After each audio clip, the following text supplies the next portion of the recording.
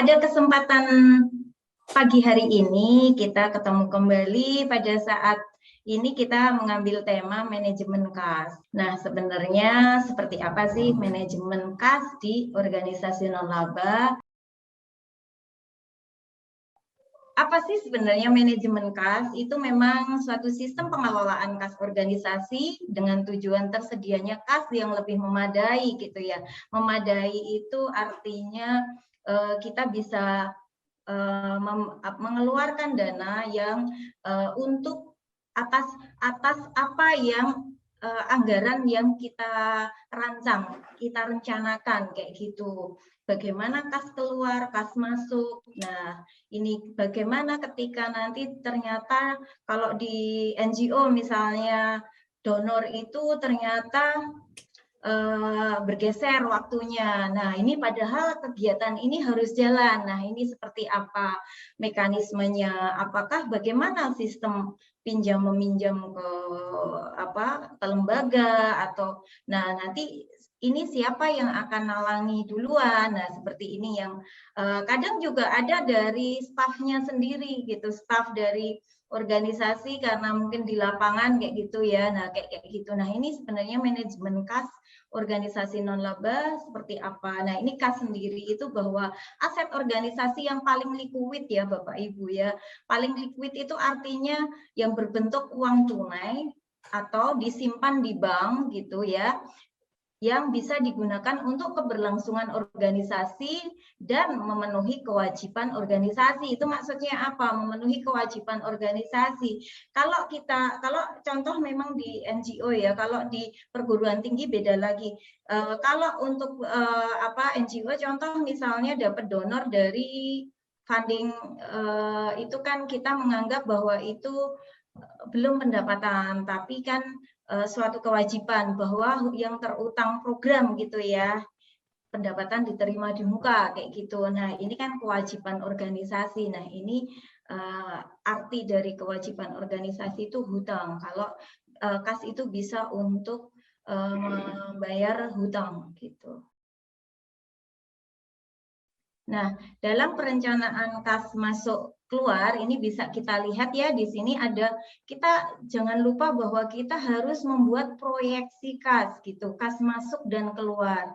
Ini kas masuk berapa dan kapan, kas keluar itu berapa dan kapan juga. Nah, ini dilihat nih masing-masing program, misalnya dalam organisasi ada berapa program, ada 5 program kayak gitu. Tentu saja berarti harus masing-masing program harus punya proyeksi kasnya gitu.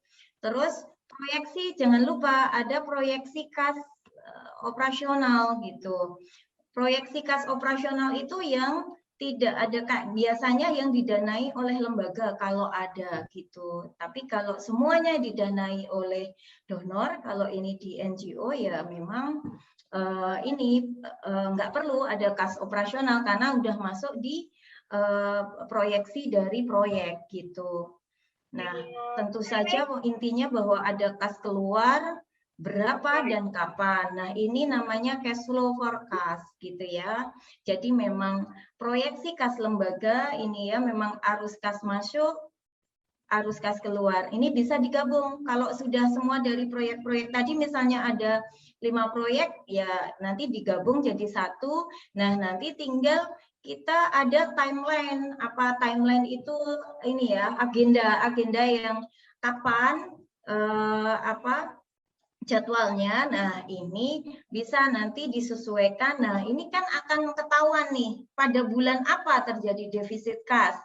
Pada bulan apa terjadi surplus kas. Nah, ketika terjadi defisit kas, nah ini bisa membantu keputusan bagi manajemen, bisa diantisipasi, misalnya bisa pinjaman siaga kita nyebutnya gitu ya, maksudnya pinjam kira-kira kalau misalnya di ya ini tergantung kondisi dari organisasi Bapak Ibu ya. Jadi pinjaman siaga ini maksudnya kira-kira pinjaman apakah lembaga bisa meminjami kalau terjadi defisit kasnya gitu.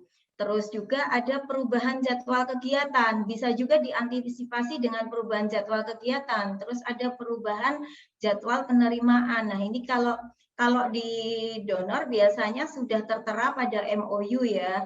Nah, nanti akan kelihatan kira-kira pada bulan apa kira-kira akan terjadi defisit atau malah surplus terus gitu. Bahkan ada yang kami dampingi itu ada yang mengelola proyek itu proyek CSR ya.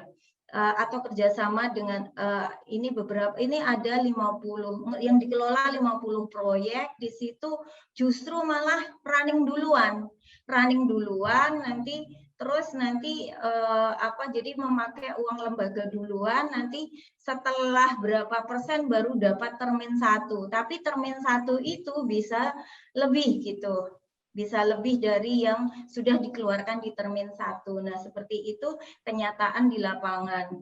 Terus bisa penjualan aset yang mudah dijual, yang liquid.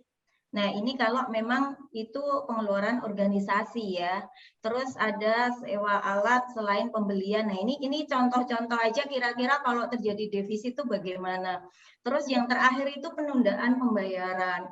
Nah, kalau terjadi surplus kas itu, nah ini surplus itu dari mana? Kalau dari donor ya nggak mungkin kalau kita investasikan kayak gitu.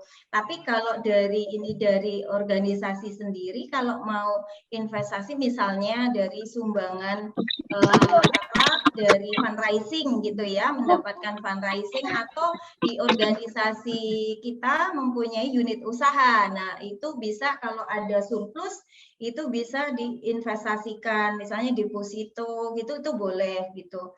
Terus bisa juga ada juga yang dibelikan emas batangan, terus ada yang pakai reksadana, itu juga ada gitu. Nah, ini untuk proyeksi arus kas lembaga, yang pertama nih strateginya nih, susun rencana kegiatan masing-masing program atau kegiatan.